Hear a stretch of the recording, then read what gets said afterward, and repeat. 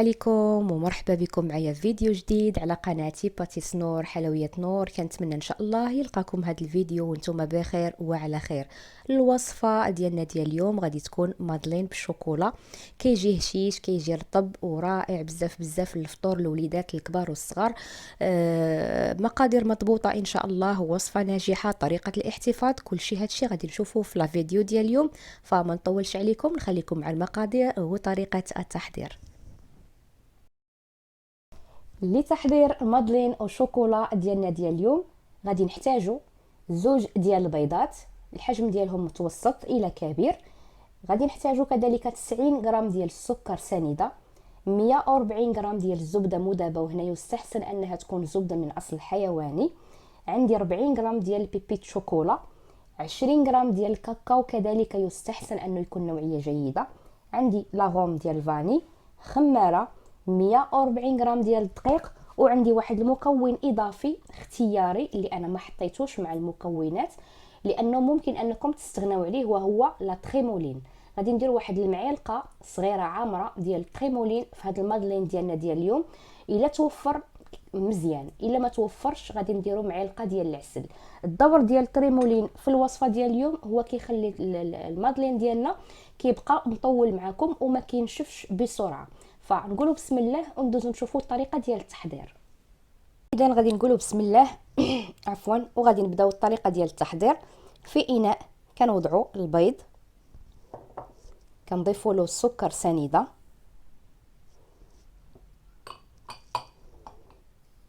غادي نضيف له واحد الرشه ديال الملح،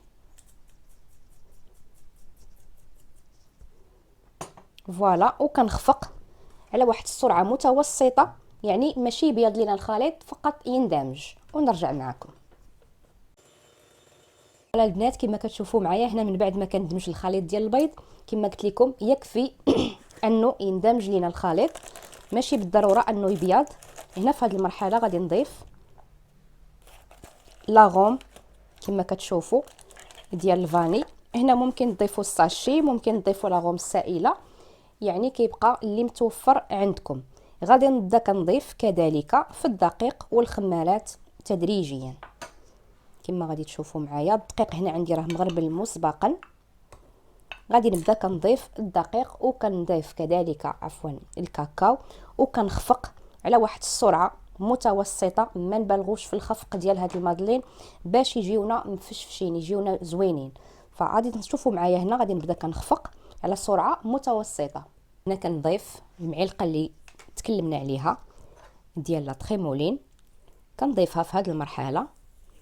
كما قلت لكم في حال انها ما توفراتش فكنكتفيو بملعقه ديال العسل، ندير واحد المعلقه كبيره ديال العسل صافي. غادي نكمل، غادي نضيف ما تبقى عندي من الدقيق، وغادي نضيف هذاك الكيس اللي عندي ديال الخميره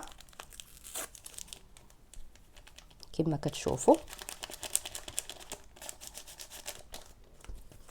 وغادي نستمر في الخفق على سرعه متوسطه ونرجع نتلاقى معكم. كما كتشوفوا معايا هنا، من بعد ما كنضيف الكميه كلها اللي عندي ديال الدقيق وديال الكاكاو والكيس ديال الخميره، فالخليط راه كيكون على هذا الشكل هذا، كيكون ثقيل. في هذا الاثناء غادي نبدا كنضيف الزبده المذابه اللي عندي على دفعتين بالتدريج، وانا كنخلط يعني بهذه الطريقه حتى كتندمج ليا تماما صافي. واخر حاجه كنضيفها هي البيبيت شوكولا.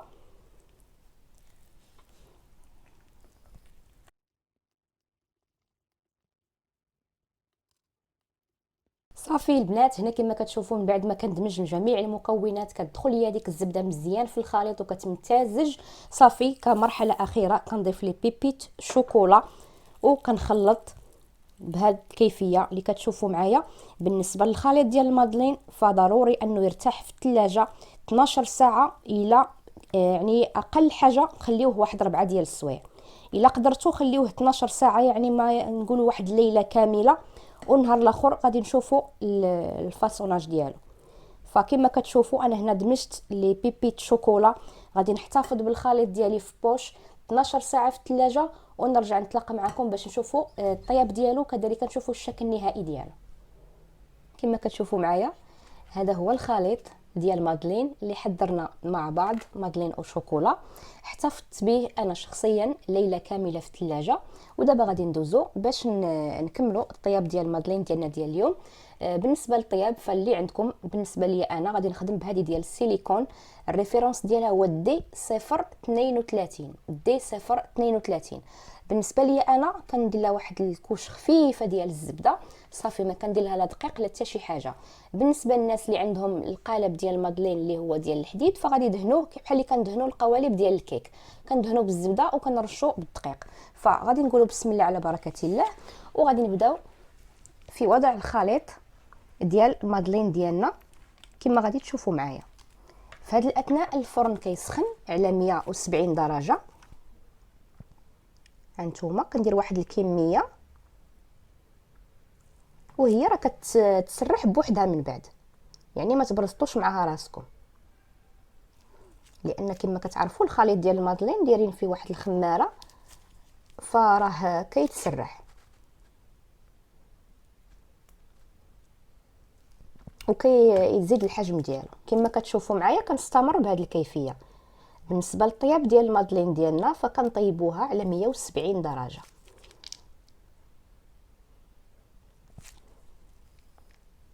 الخليط ملي كنديروه في الثلاجه راه كيقصح، سي نورمال لان فيه الزبده.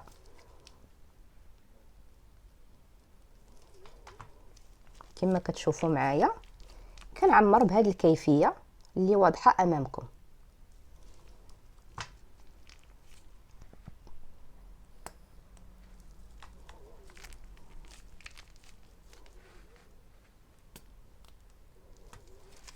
فوالا البنات كما كتشوفوا معايا كنصاوب بهذه الطريقه هذه صافي. هنا كما قلت لكم الفران راه كيسخن على 170 درجه من الاسفل فقط.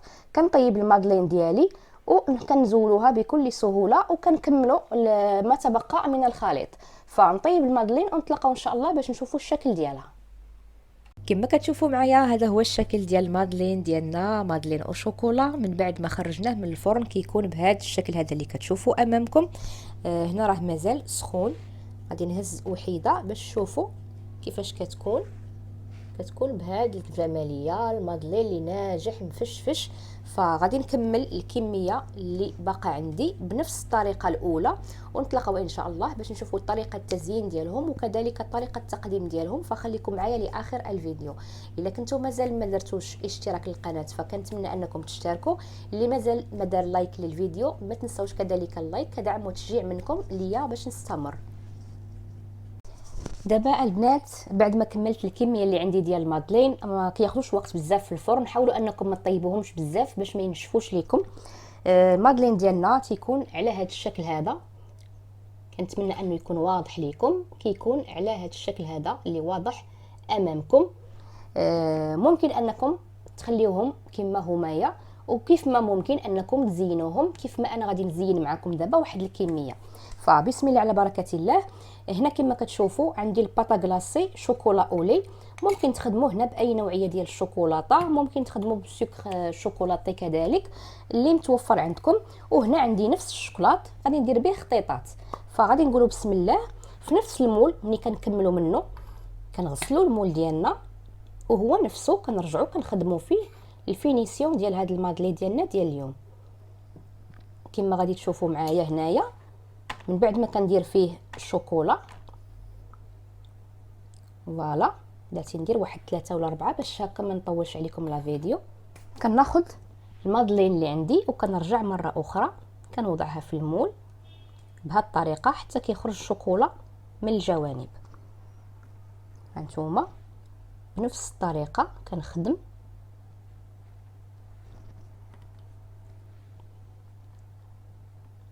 فوالا.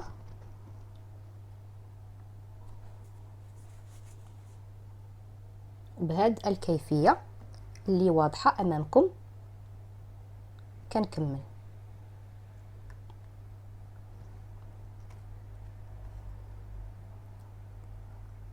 هنا كناخذ نفسها هي لاباطا كلاصي شوكولا اولي كنوضعها في جيب حلواني وكندير خطيطات بهذه الطريقه اللي واضحه امامكم وهذا التزيين كيبقى كيف ما قلت لكم شي حاجه اللي هي اختياريه، ممكن انكم تستغناو عليها ما ديروهاش. من بعد ما كنكمل كنوضع الخليط ديالي او القالب عفوا في الثلاجه حتى كيتماسك وكنزولو. كنتو غادي ديروا الكميه كلها غادي تزينوها، فراه كنعاودوا بنفس الطريقه ما تبقى من المادلين. فوالا كنكمل بهذه الكيفيه هذه اللي واضحه لكم. كنزين بخطوط يعني خطوط هكايا.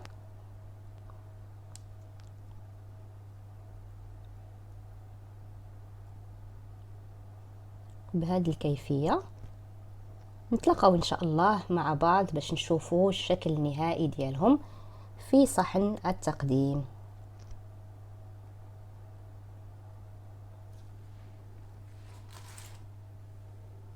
وصلنا نهاية الفيديو ديالنا ديال اليوم. هذا هو الشكل النهائي ديال مادلين او شوكولا اللي حضرنا مع بعض. حصلنا على 28 حبة. وبالنسبة لطريقة الاحتفاظ ممكن تحتفظوا بها أسبوع في الثلاجة وتحتفظوا بها شهر في المجمد. يكفي أنكم توضعوها في بواطة كتسد مزيان تكون محكمة الإغلاق. بالنسبة للثمن ديال البيع فكيبدأ من 6 دراهم الحبة. كنتمنى أنني توفقت في الشرح. إلا عجبكم الفيديو ديال اليوم ما تنسوش الضغط على زر لايك وكذلك مشاركة الوصفة مع الأصدقاء والعائلة.